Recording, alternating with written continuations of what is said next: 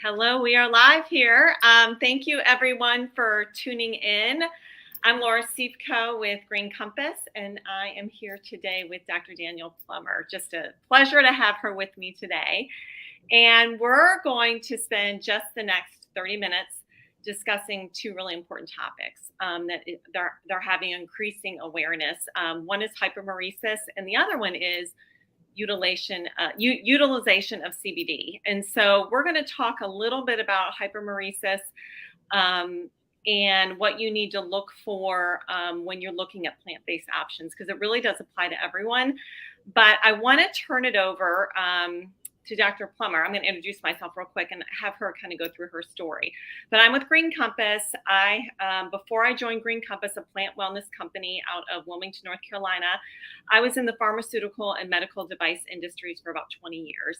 And with all that experience, I brought the skill sets, the experience, and the knowledge over into the plant wellness space. And so I'm really thrilled to have the opportunity to collaborate with a thought leader today and talk about two important topics that really intersect on how we can help women particularly out there. So Dr. Plummer, I'm just going to have you introduce yourself, share your story, and kind of what you're passionate about.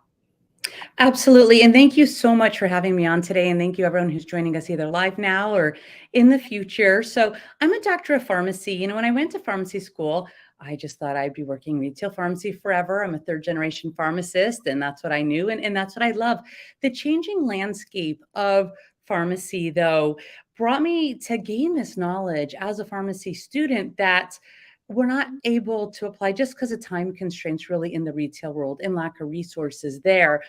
And then I've dabbled in many other areas. So hospital, pharmacy, industry. I've even done some surgery center consulting. And where I landed was in a few different places. So I like to put my disclaimer out right away. Everything we discussed today is my own opinion and experience and not a reflection or related to any company for which I work.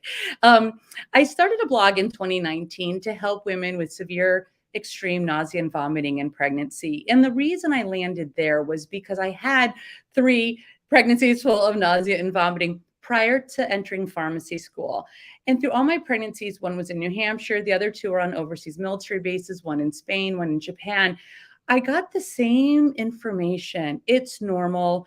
There's nothing we can do for you, really. I mean, we can try this or try that, or it'll go away at 12 weeks. And when I started that blog going, hey, we have more information. I learned in school we can feed people who cannot eat, which blew my mind. I said, why didn't nobody talk to me about nutrition or other options? There are no FDA approved medications for this disease state, right? And it could be pronounced hyperemesis, hyperemesis, or it's Latin, hyper meaning too much, emesis meaning vomiting.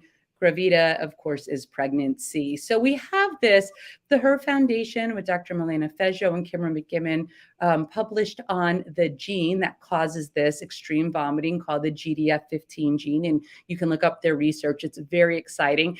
But as of right now, we still don't have a way to stop it, and we don't have a way to treat it, FDA approved. So what's happening is that care is very different depending who you go to, where you are, what your insurance you have, where you live, even around the world. And I now have women reaching out to me from around the world going, can you help me? Because I'm not being taken seriously by my doctor.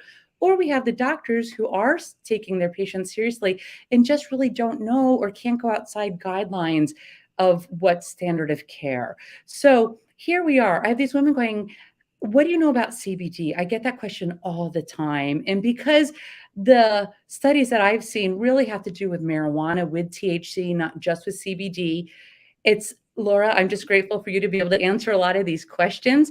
The medications we're using right now for this extreme vomiting are originally either antipsychotics, they're antihistamines, they're maybe serotonin antagonists. So they have other side effects. So no matter where the medication works in the body, it's always a risk versus benefit when we're trying to stop emesis from happening, that extreme vomiting.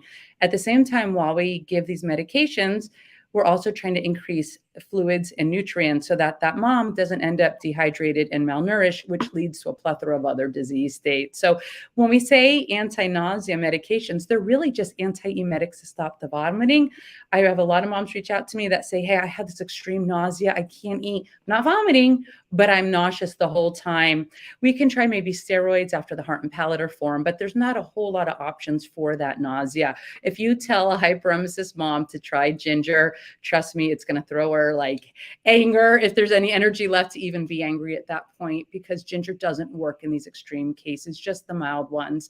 And so here we are. So we have CBD. Laura, what can you tell me if a pregnant mom has gone through the gamut with what their doctor provided, they're nauseous all the time, and they want to try CBD? Where do you begin? Mm-hmm. That's a great question. And I think the key thing to understand is really looking at the criteria, a specific criteria. Because here's what's really interesting is that, we hear the buzz about CBD, right? And Yeah. just a little disclaimer here is that obviously I'm not going to claim that CBD is going to treat something, cure something. I'm just going to talk about the possibilities, how it works, and a little bit of history. If you bear with me, I just want to go back a little bit because CBD's been, you hear about it a lot now, but it was used medicinally way back. I mean, 2027 BC in China. I mean, it was used in tea. And they used it a lot historically. But what had happened is it got lumped in with marijuana, and that it was deemed illegal because CBD comes from the hemp plant, right? And the hemp plant looks like the marijuana plant. It smells like the marijuana plant, but it doesn't act like the marijuana plant. So here's what kind of happened. In the 1990s, researchers discovered this endocannabinoid system in our body. We all have it. All mammals have it. So even your dogs have it. And it spans across your 11 major organ systems. So it goes across your whole body. And the purpose of it is really to keep your body in balance. And what was discovered is that it has receptors in it that cannabinoids, which come from the hemp plant, CBD is a cannabinoid, comes in and interacts with those receptors and puts your body in balance. And so that's what's so remarkable about it is that you see that people are benefiting from it in so many different ways. So that's one reason why you see this boom in the market. But the big reason why is that in 2018, hemp was deemed legal. You could grow it legally in the United States. So it was legal. So that's where you saw the boom of non-intoxicating cannabinoids, not marijuana, but the boom in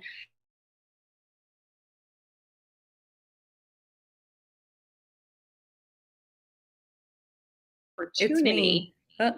So you Whoops. froze for a second for me. Did I freeze on your side of things? Yeah, we froze, but I think we're good now. Are we good? Okay, good. Yes. So now you have a lot of companies coming out because there's an opportunity, right? There's an opportunity. It's legal. It's helping people. But the challenge is that it's not a regulated market. So that's where, and I needed to tell that story to get to kind of, that's where it's really important to protect ourselves, especially these pregnant mamas, to protect themselves and protect their babies if they're going to use CBD. So there's 7 really criteria that I'd like to go through that you need to look at. The first one is the bottle should have a certificate of analysis. And what is that? That is basically the ingredients list in a way. And it should have the total amount of CBD and everything else that's in that bottle. It should prove the strength and the purity of it. And it should be done by a third party. So that's a really key thing because 60%, there's a lot of research out there. So it really varies on the paper that you look at. But I'm looking at the minimum of what I've seen in my research. 60% of the CBD on the market right now is mislabeled. So it actually could not have CBD in it. It could have too much THC in it because CBD is legal if it has 0.3% THC in it to be sold. It could have more. So that's a key thing is having that certificate of analysis. Usually it's on the website for a company. So that's number 1. Number 2 is the soil. The soil needs to be clean because hemp is a scavenger plant, meaning that it is going to absorb all the contaminants in the oils, in the soil. So that's key. And there's a great amount of CBD or hemp that comes from outside of our country, brought into our Mm. country and made into CBD. And the hemp, oftentimes, I mean, China is a big country that we get hemp from, and they particularly use it to clean their soil and their air because it's a scavenger plant. So So you wanted to say made in the USA for sure, right? If you're in the US. 100% made in the US. That's a priority, obviously, right? So, because if you know, it all starts with the soil. Bottom line, it starts with the soil because then there's absence of pesticides and herbicides in it. So, you have your certificate of analysis, you have your clean soil. Then you want to make sure that it is certified organic. And that's going to be kind of hard to find because it's a rigorous audit process, number one. And think about it, if it's certified organic, everything in that entire process from the seed until it's put into the bottle needs to be organic. So to have that label, it has to go through that rigorous process. And it means that everything is organic, everything is pure. So you're looking at the soil, the seeds, the plants, everything in that, the carrier oil, what have you. So that's really important. And that's a rare find.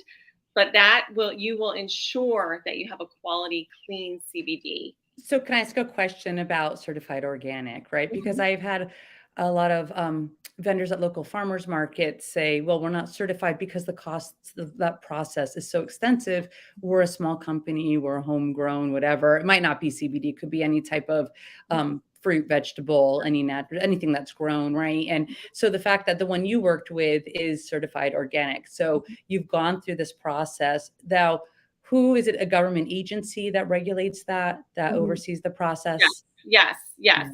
Mm. They So over if you've gone through that, then you know it's truly an organic product, correct? Yeah, it's truly an organic product. And kind of what's exciting about you'll kind of see the industry looking at more as regulation comes into play. And some companies don't like that. Right. But I think specifically in this industry, it's important Mhm. is that you'll see more certifications coming.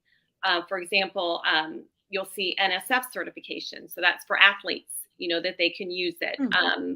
So that I those, actually did not know that. yeah. That's fantastic because you Mhm. hear all the time athletes trying something not knowing it was gonna ban them from a big event, right? Yeah, So you're starting to see those things, which is really exciting as well. But it is a rigorous process, right? And so mhm. that's what's key. So you've got the soil, certificate of analysis, and organic. The other thing is the extraction process. How is it basically, I always say, like sucked out of the plant? How do they take it out of the plant? And carbon dioxide extraction is a great one to look at versus ethanol or butane because it's more environmentally friendly and it preserves more cannabinoids. And then there's minimal risk of any other toxins being Hmm. left over from the butane or the ethanol in that oil. So it's a very clean process. The other thing is, if you really want to look at where in the plant it's coming from. So you might see like a whole plant product, which Yeah. is okay, but sometimes the aerial parts, the stalks and the stems dilute it a little bit Hmm. and it won't be as rich in the cannabinoids. The cannabinoids are the richest in that flower of the plant. So if you ask those questions, then you just kind of know, okay, well, it might not be as diluted. It might be higher quality, more potent if it comes just from the flower. And also is the color. It should be clean. I don't know if I have any here. It should be clear and golden. So if you have a tincture, it should really be clear and golden, no specks in it or anything like that because that really shows that it's pure and the byproducts have been removed. And then the final thing is the carrier oil. How is it carried to your body? Mm. Absorption is key, right? As you know, pharmacist Yep. bioavailability, that Yeah. is so important. And so coconut oil, MCT oil, and I see a lot of CBDs companies using it out there. So that's fantastic because that really helps carry the most molecules throughout your body. And when you're using an oil, it's really important to have a coach because they will like drill into you. You have to keep it in your tongue for 60 seconds for maximum absorption. And then you swallow it because it goes. I have to pause you there. A coach. So is it like I haven't heard this phrase used for a supplement, right? So like in the pharmacy, when you work retail pharmacy, we're trained to consult patients on the disease state, on the medications, how to use the medications, how to store the medications, what happens if you miss a dose, all these things, if it may or may not interact with your other medications, your disease states. I never thought of us as a coach from that perspective, but that's what we are. So that same concept then with CBD, of course. So something like I hadn't heard that. I'm going to use an analogy. When we use inhalers for asthma, the instructions will say 1 to 2 puffs every so often, right? So people automatically think, oh, puff, puff. Well, I learned in school, of course, that you do that. You have to let that first puff absorb into the body before you do the second one, or that second one is wasted. So in this case, keep it on their tongue for 60 seconds. It must have to do with that absorption, correct? Yep. And it doesn't say that necessarily on the bottle. So how do you find a coach? How does that work? Well, that's where it's kind of like it depends. If you're going to a retail store, Mhm. that's an important thing, is to ask whoever, like for me, I'm a coach. Someone comes to me, they know that I'm in this business, so I support them. If you go to somewhere that sells at retail, you ask those questions, because in this industry, a dose has to be put on the bottle, right? Okay. But what's Mhm. really interesting is that CBD, your body uses it how it needs it. So it's not a one size Oh, fits wow. all. Okay. So, what we always coach is start low and go slow. So you Yes. start, so in these oils, for example, if you're using an oil, you don't use the whole tincture, I mean, Ah. the whole dropper. You want to start and build up in your system. But often, Hmm. companies have to put something on their label. And Yes. so oftentimes you might use too much. And so that's why it's so important to have someone to say, okay, we're going to Mm. start here. Let's start at 0.25 milliliters twice a day for a week. Write in your journal how you're feeling, and then you circle back. So everyone Ah. coach has their own way of going about it, but it's really important, because I can't tell you how many people I've met that have said, well, it just doesn't work. And if it doesn't work, it's typically Mm. dosing, patience, or maybe it's just not a high quality. Maybe they didn't know it was in the bottle. Um, So I'm in Las Vegas, right? We have CBD oils sold, and creams, and every formulation, teas, whatever else, sold everywhere. Every grocery store, right? Every gas station, every smoke shop, every hotel gift shop. mhm. And you're right. So now we have at least an idea where you can go. Start with Laura, and I have some other pharmacist colleagues who have amazing products as well. So I am impartial and grateful for this knowledge. So Laura, in your case, if you go with a product that your company sells, you're going to get that coach. You're going to know what's in what soil it comes from, right? What's on the package, what concentration. Because now, tell me, is if we see a concentration on one company's packaging, that doesn't necessarily mean you're getting the same dose as a concentration or dose on another company's packaging, correct? Because it's coming from, like you said, might be a different part of the plant, right? Like there's so many other fillers that might be in there. It's not a true whole product. And it has to be with a carrier oil, like you said, so it can be absorbed. So lots of differences. And you can't really compare apple to apples, but we have a place to start and a coach to go with you. Well, you said it perfectly. When you're looking at, if you're like, well, I've used this kind, Yeah. it's not apples to apples, which is so true. And I just wanted to touch on the other thing with dosing, when I was kind of talking about the carrier oils. I think the other thing is really important is with gummies. A lot of people will want to use a gummy. Mm-hmm. Yes. Um, Yep. and so I'm a little bit buyer beware of gummies, because there are a lot of fillers in most of them that are out there. Mm-hmm. And there's also the absorption is a little bit challenging out there as well. Now, we have a gummy that's made a little bit differently. It's nano emulsified, so it's water soluble.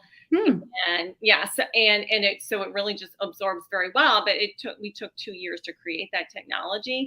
But I think if you're going to take a gummy, that's another thing I would recommend overall, is starting with an oil. I would recommend just starting with an oil, because if you're able to do that and get the absorption, then this is going to be absorbed. I know what I'm getting. So that's just kind of my recommendation if you're just looking at. Interesting. Yeah, and she brought that up with the gummy. So going back to my retail pharmacy days, we'd get a lot of moms or dads coming into the pharmacy saying, I can't get my child to take a vitamin. And of course, we all know the big brands that came out with gummy vitamins. But when you look at what's in it, there's not a whole lot of nutrients. There is a lot of sugar. What happens is that gummy, right, can get stuck between the teeth. So if you're not doing a good job flossing and brushing, then you might not get all that cleared out, could lead to cavities. So I'm not fact checking this. I'm not putting down any companies that are out there right now, but to start with gummies would not be the best option. So hearing that makes sense with the other information I know about it. Also, like you said, absorption. And when we talk about our moms who can't keep anything down, that chewing might be difficult. And then if you have a lot of acid left in the mouth, that in itself can lead to dental decay. So gummies probably wouldn't be the best option for them.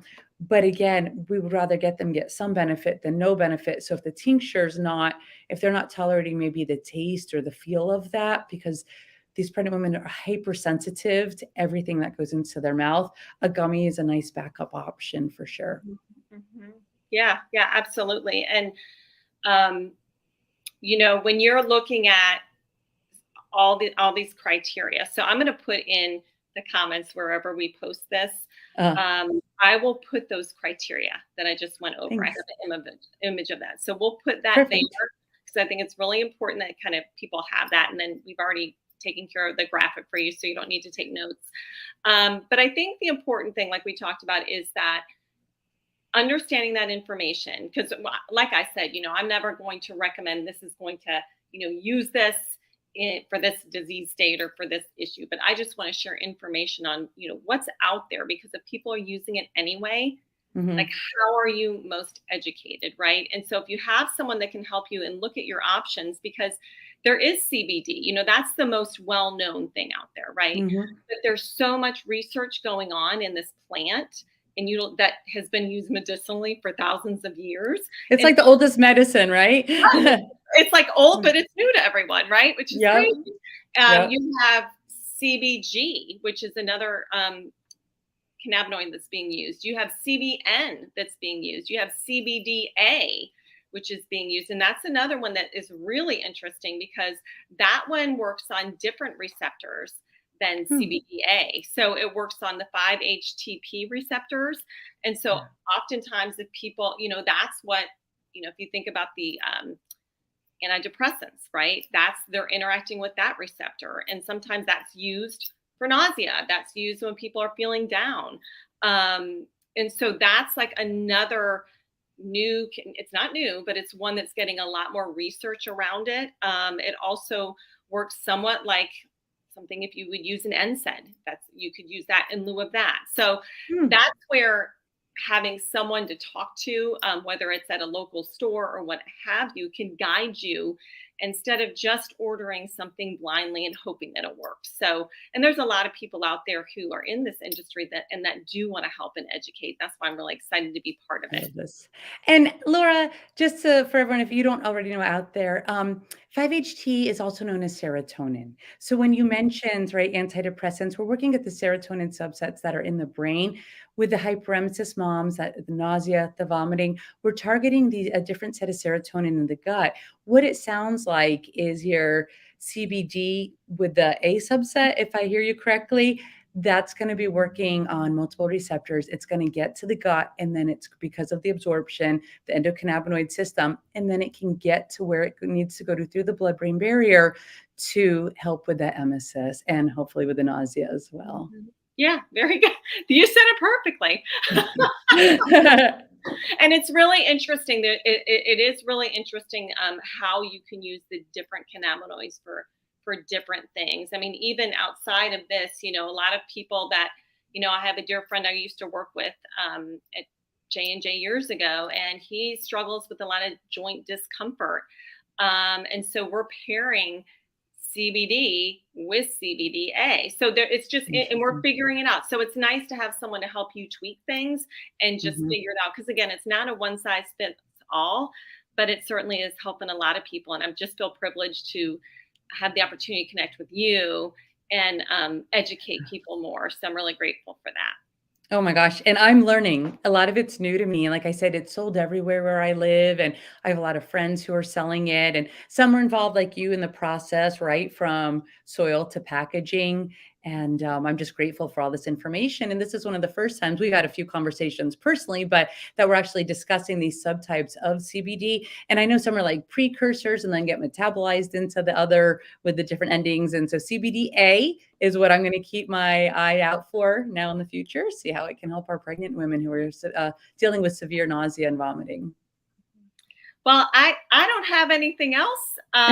If you have anything else, I just wanted to thank everyone for tuning in on my end. And again, just really grateful to have the opportunity to collaborate with you today.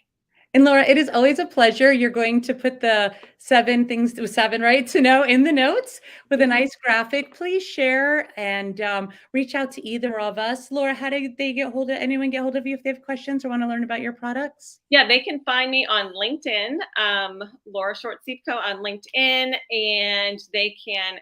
I love to just have people connect with me one on one, so they can reach me via my cell phone, Oh my God. 704 654 6750. And on Facebook, you can look me up as well. So, and I'm on Instagram. But yeah, that would be a great way to contact me directly. And I'd be happy to send you any information as well.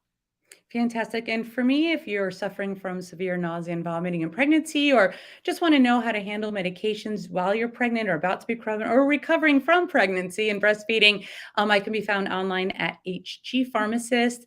Um, as a website or in social media as well. And here I am on LinkedIn. So anytime it's my pleasure to make everyone their happiest and healthiest through alternative options as well as traditional FDA approved medication. So figure out the best for everybody, personalized medicine. Laura, you have an option not a lot of people know a lot about. So totally appreciative and grateful for you to be here today. Thank you so much.